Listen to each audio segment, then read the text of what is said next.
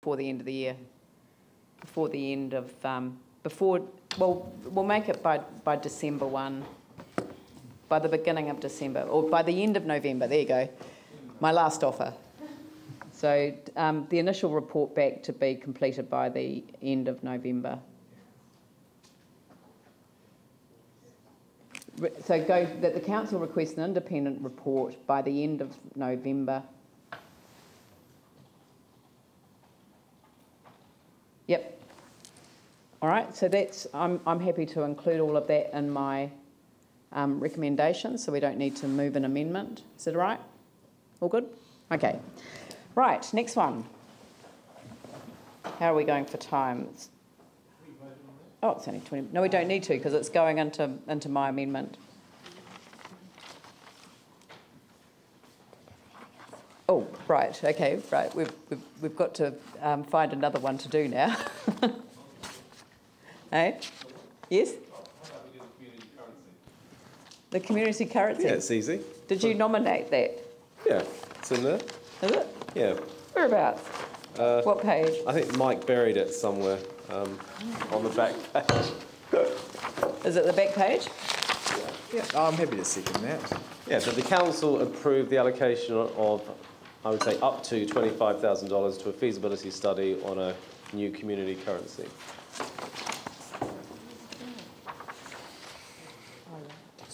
Oh yes, yep, right. Oh, I didn't see that. You slipped that one by me.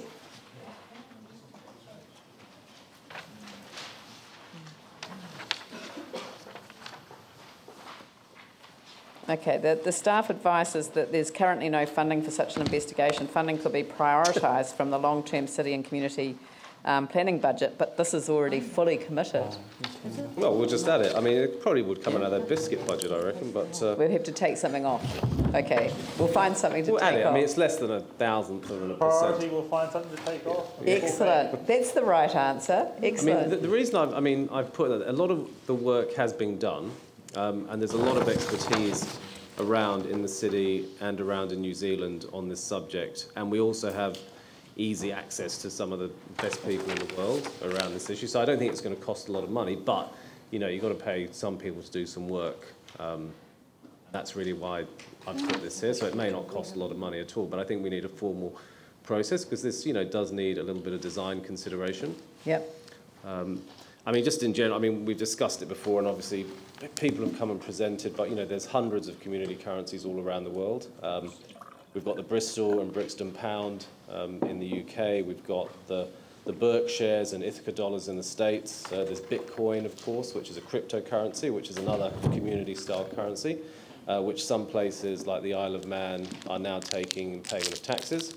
And what makes, basically anyone can create a currency. The only issue is whether somebody will take it in payment for a good or service. And of course, when you take it in payment of taxes, whether local government or central government, that gives it credibility and a sound backing.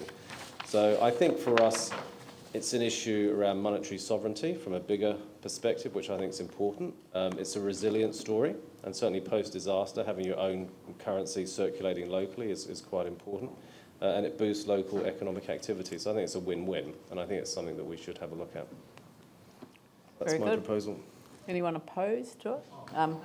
I'm not opposed. I've just got some questions around the process, especially because there's a lot of information available, a bit like the New Brighton one in many ways.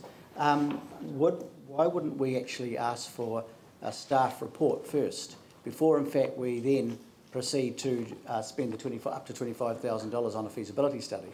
I guess it would come, in terms of council processes, there would be a staff report on this anyway, but I am supportive of the concept, but I think it should be prefaced by seeking a staff report. I think that's an unnecessary expense. I mean, this is pretty well established as an idea, and I'm not sure, and no offence to staff, whether there's any... Actually, there is somebody on staff who has got experience in this area, but doesn't work in the planning department. But, don't work in silos. Yeah. So there is some experience within council, if we need, but I don't think we need a staff report to say, oh, this is a good idea to get a report done. We might as well just get on with it. Whatever people like. Should we have questions first? Because there's obviously people have got a few questions. Right, Yanni and then Paul, then Andrew.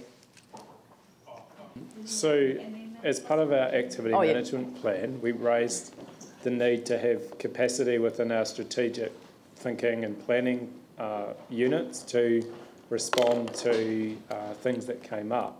So I'm really concerned to hear that we have no capacity to do this.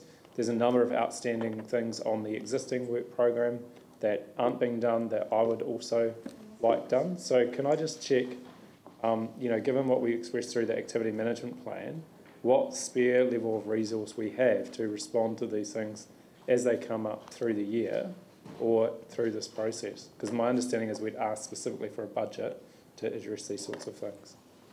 And we've heard from staff now that we don't. Well, it was just simply the long-term city and community planning budget that was specifically mentioned in the staff advice on this, so I don't know whether we don't have pools of spare money. No.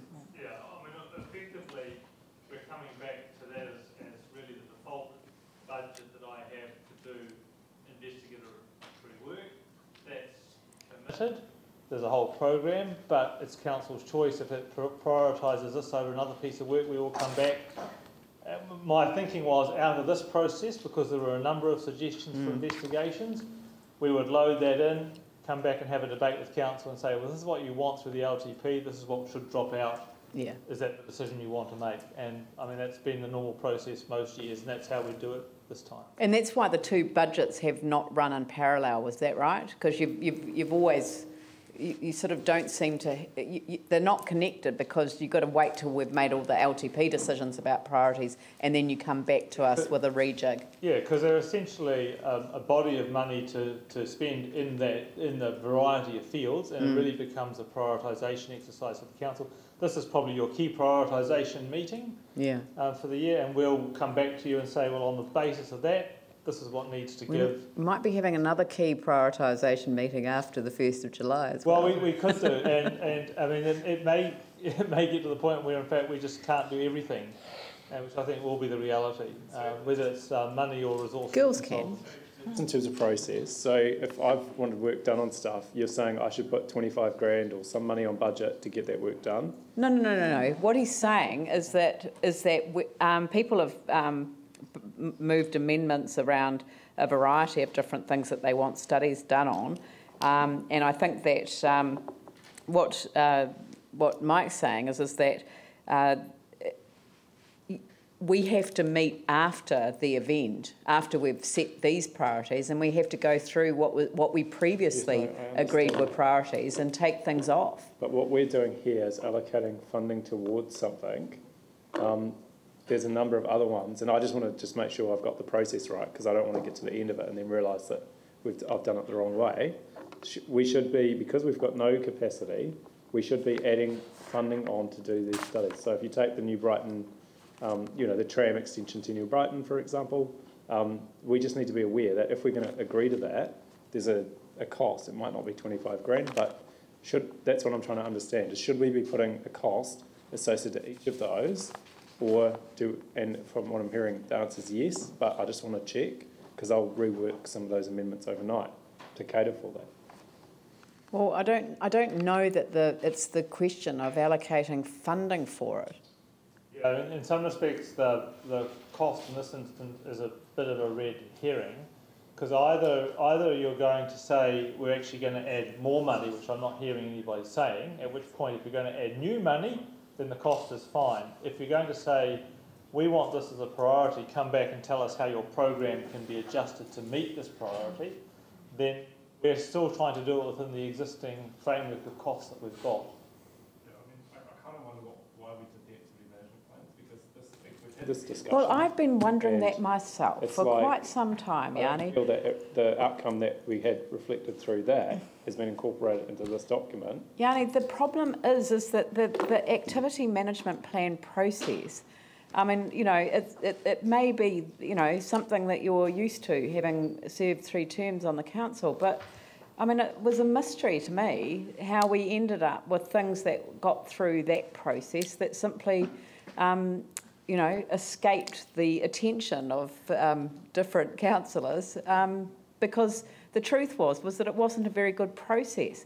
But this area didn't go through, as I remember, it didn't go through the activity management plan process. It went through a separate process where we went through the priorities. Yeah, it does go through the activity management plan process, but every year we go through a separate process Yeah. to say of that bundle and of the 12 or so dimensions in that bundle, regional planning, advocacy, environmental planning, how do you want to spend, what's the prioritisation of the projects we could do. So it does go through a sort of second round. Yeah, second round.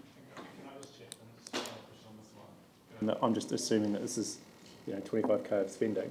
Would it not be that CDC should be in a better position to do this work, given that we fund them to provide kind of economic development, community development type advice? Well, again, CDC may be a vehicle to do it, it may be a vehicle to partner with, but they've also got their budgets. Their budgets are also set. So nobody, I think, has got a lot of money just floating around waiting for projects to turn up. Nice as that might be. So I don't think that if we suddenly turned around and said to CDC, we'd like you to do this, they'd probably come back to us and say, yes, but we'd like X number of $1,000s to do that. Thanks very much. I'm just trying to see whether it's appropriate to ask them to do this work. That's something that could fall out of that process. We can follow up on that. Paul? Mine's a question more around the introduction of a new currency, and I'm just wanting to know, is the ability to capture some of the large spend the council does spend each year through this new currency, and capturing the large spend that were happening through the earthquake expenditure of $40 billion, is that able to be captured? Are we able to use that new currency for that new expenditure? And for anything. So there's a potential to capture quite a large amount of money. Well, I think that's the whole point of a study is, we're well aware of how local currencies operate at a Littleton level, Brighton or Sumner, whatever. Whether we can scale it up into a citywide currency is the work that we need to do. But that is possible. So Project Littleton technically is an alternative currency. It is. It's a complementary currency, as it were. The currency, though, is time, and it's matched. You're not paid a different rate depending on how qualified you are. You match time for time. And so, so in that sense, it's a complementary currency. We've been invited to join that, and I think as part of this process, we could look at whether we could join that. And then the next question is, can you scale it up to across the whole city? Well, that's a question that needs a little bit more work done for it, and I think that's what RAF's raising. Andrew? Yeah, that brings us very neatly onto the point that I was wanting to make, which is that this quite possibly does tie in beautifully with the suggestion from Margaret Jeffreys that the council should become a member of the Littleton Time Bank. Clearly there's a synergy between time banking and complementary currency, and Tim Taylor, who was the submitter that came along and put this issue on the table for us through his submission, is in fact a board member of Project Littleton. So there is some synergy there. And I'm quite familiar with conversations that have happened around, again, particularly in Littleton, a community currency on a suburban level, I guess, or on a Littleton Harbour level. And one of the questions I had for RAF was around the scope of this that you, RAF, had as part of your vision. And clearly you're thinking citywide. And I'm thinking that citywide would then be including the peninsula and some of those small communities as well, which is great.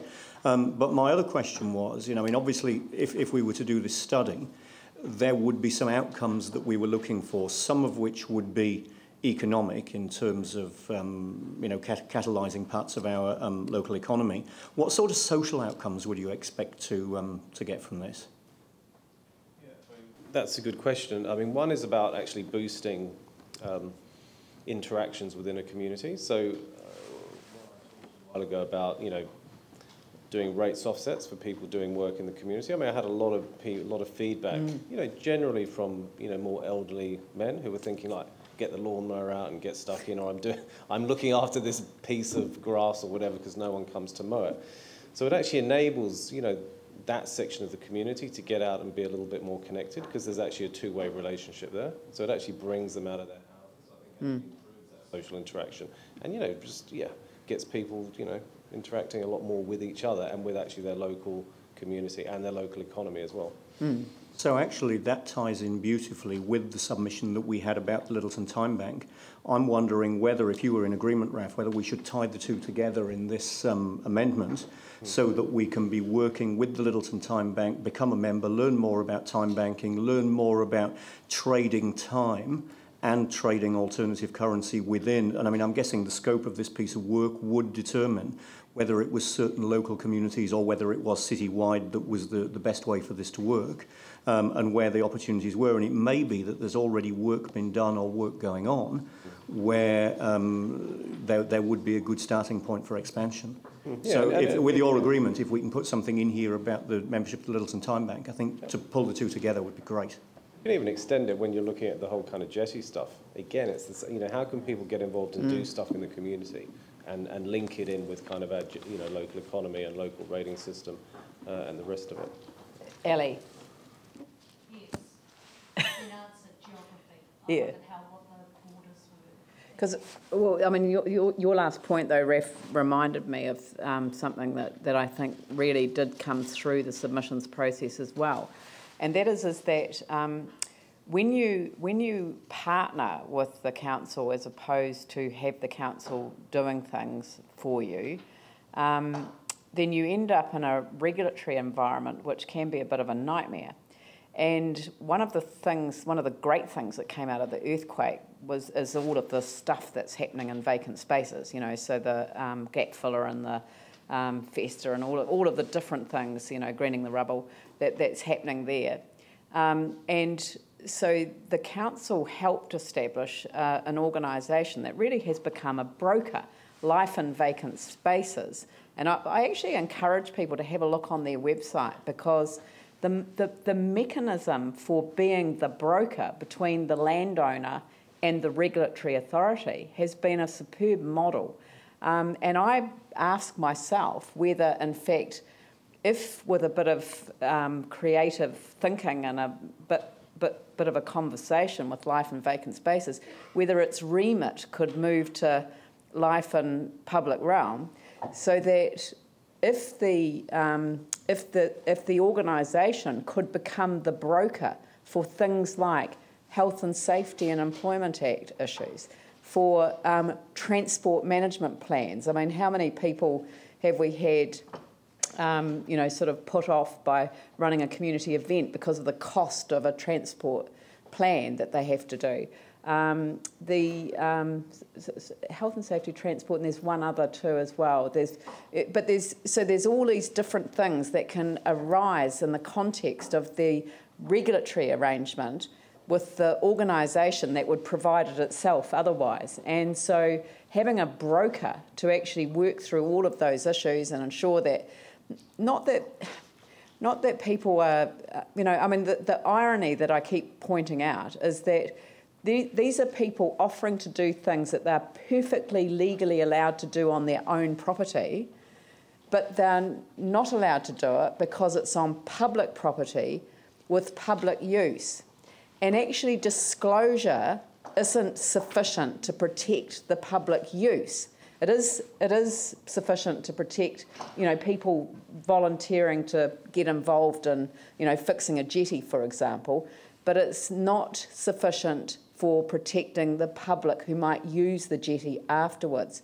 And the only way that we can protect against that is by making sure that there are proper checks and balances in place to make sure that the work is done properly so that we can stand by it. I mean, the legislative response to Cave Creek was the health and safety and employment requirements in this regard.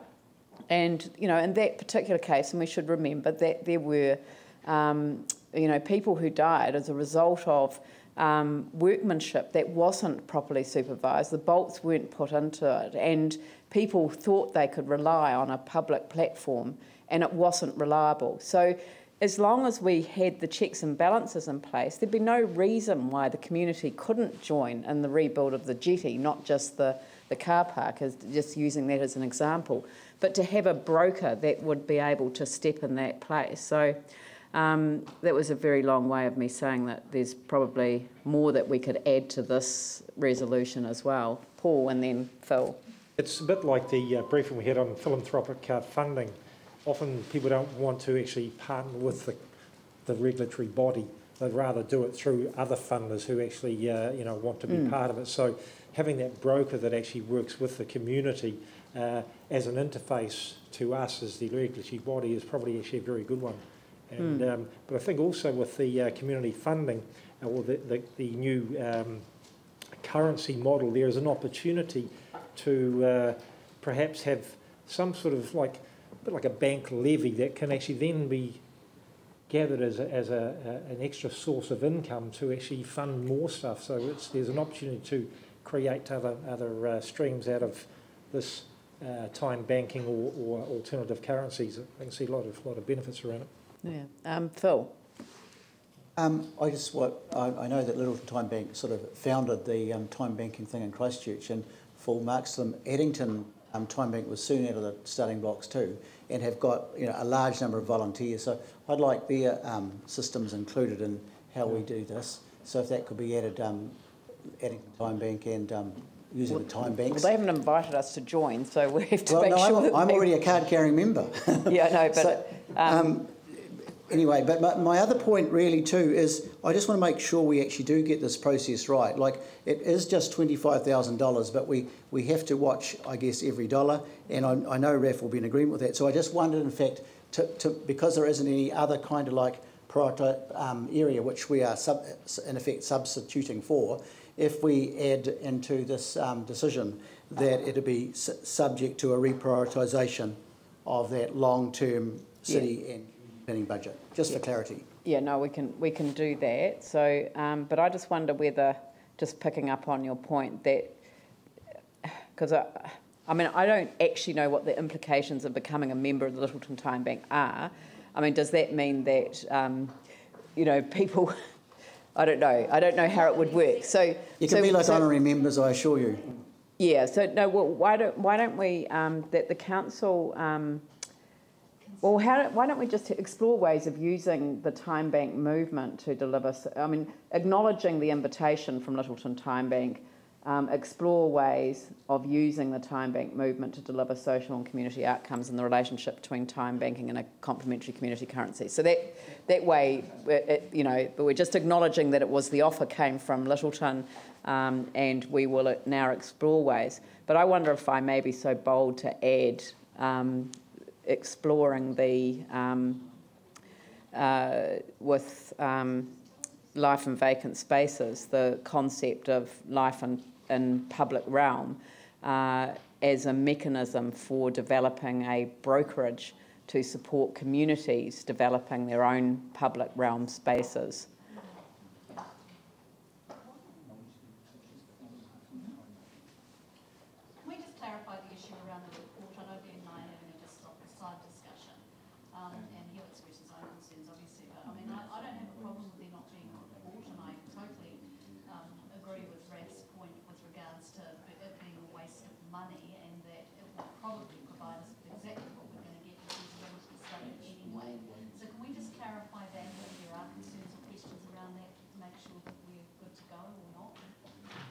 So, and well, I don't have concerns. I just wanted to reiterate my support for there not being a report, but we need to just approve it.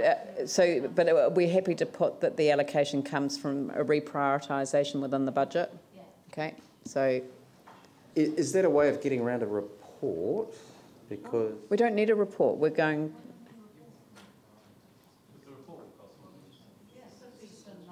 It's just a reprioritisation within the existing budget. Yeah, I guess my view on this is good financial management and reports go together, and I say that as one of the second longest serving councillors. I mean, I still think we need... It's not saying much. We're all the third most long. The rest of us are the third. Looks at all sorts of implications and different angles. Even if you are reprioritising, I still think it needs some substance behind it as well.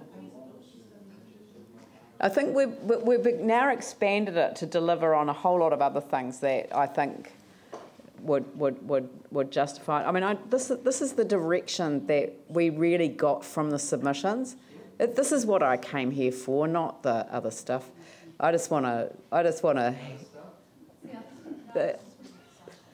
the stuff that no, I won't.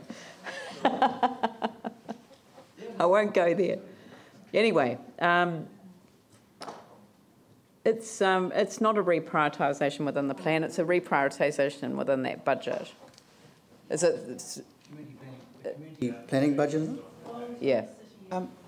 Can I just make a point about that, please? It's just as long as we as councillors are clear that something else in that budget, which we're not clear on, in fact, will have to drop off. Yeah. So we don't even know what that is yet, though, but we're That's right. making this decision. And I guess in terms of Glenn's point, I thoroughly support it. However, I'm not so sure about the process in making a decision which, you know, clearly is a good idea and has got a lot going for it, especially in terms of council processes, but we're not clear at all in terms of what we're taking away from, in fact, what we'd also probably like to be done. Well, does it have to have a dollar figure on it, Raf, if we're making it subject to reprioritisation from within the community planning budget, we make the decision about what is being reprioritised.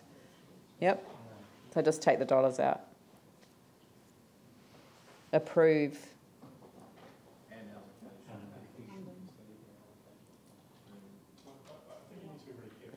I don't mind putting extra money on this planning budget to do the things that we're asking staff to do. What I'm really worried about is what happened with the Levi's skate park, which $70,000 from the Children's Playground Strategy Review or Strategy Development got taken off and put into a public consultation for one small local facility. 70,000. So that's work that's not happening. Staff made that decision. We didn't know about it. It's happened. But it seems to me that it creates an issue around things we expect to happen suddenly being reprioritised to meet new demands that come into the system. So I'd much rather, I have no problem, I think this is a great idea, great initiative. Let's put some money on budget and do it properly, rather than try and cut something that we don't even know, that could, you know, who knows whose area that will come out of. But it just seems to me that I thought we had the spare capacity, we've been told we don't. Seems to me the big issue here is that we need money so we can do the interesting, creative, thought-provoking stuff that we all want to get on and get done, rather than have to piddle about every time getting, you know, more reports and all this other stuff. I would really like to see that we seek to reprioritise within that budget. Look, I know a lot more about what's in that budget than I did 12 months ago when we looked at it the first time. So it's a, you know, I'd much rather do that first. There's nothing to stop us from putting more money on the budget if we need to, as a result of that reprioritisation exercise. So, it's, I mean, I kind of want to keep repeating that this is the base case budget. We don't need to see this as the end of the line. This is the beginning of a process that will expand right the way through next year, but the annual plan process will enable us to do that, and we can put more money on the budget during the course of the year. Can we add this third leg to the treble, which is that the council explore with life and vacant spaces, that's all capitals, yeah. The concept of community brokerage for public realm, and I'll just leave it at that. Yep.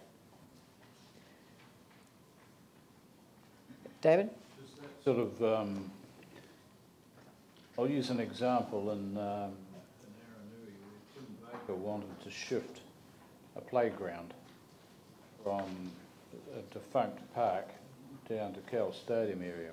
It was going to cost $51,000 for City Care to uplift this handful of playground equipment, but it couldn't be done because an expert in the location or placement of children's playground needed to be involved. So in this last tranche that you were promoting, are we looking at sort of setting up a division within council where we can assist the community to do these things by providing the health and safety or the technical bits and pieces that they can't provide. So these, we're trying to, what I'm getting at, we're trying to empower the community to do things, but in many respects they're going to come up against health and safety and some other inane regulations that are going to prevent them doing it. So what I thought you might be alluding to here, and maybe you're not, but it's something that needs to be addressed anyway, is how do we get around these PC,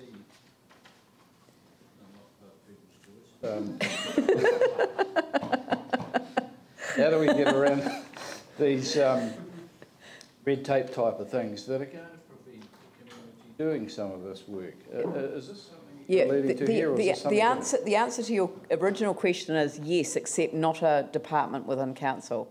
It's actually using an existing community organisation to explore the concept of taking up that community brokerage role. And it's very easy to talk about red tape and regulation and PC, but you know, people died when that platform was not built properly, and so you do need to have proper regulations in place.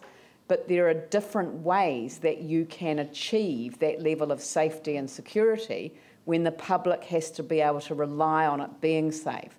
So that was the point that I was making, is that sometimes we regulate in government in response to something bad that's happened. And, you know, I studied law, and the first principle that we got taught is hard cases make bad law.